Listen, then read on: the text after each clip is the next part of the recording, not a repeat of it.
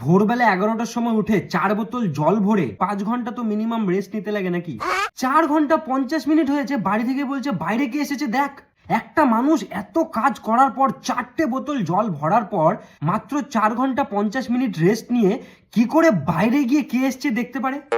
তার উপর আবার আমাকে অবাস্তব কাজ করার জন্য প্রেশারাইজ করা হচ্ছে। আমাকে বলা হচ্ছে স্নান কর। একদিক দিয়ে জল ঢাললে আরেক দিক দিয়ে আত্মা বেরিয়ে যাচ্ছে ভাই। মানুষ স্নান করতে করতে পেচ্ছাপ করলে তো পেচ্ছাপ বরফ হয়ে যাবে রে। এখানেই শেষ না, রাতের বেলা যখন ঘুমাতে যাচ্ছি এত খাটাখাটনির পর আমাকে বলছে মশারি টানা। আমি যখন বললাম তোমাদের মশারি তোমরা টানাও, আমি পারবো না, তখন বললো আমাদের মশারি আমরা টানিয়ে ফেলেছি, তোর মশারি তুই টানা।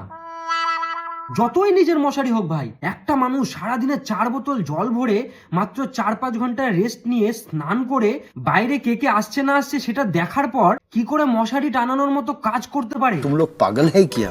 कोई है जो हमको रास्ता दिखाएगा?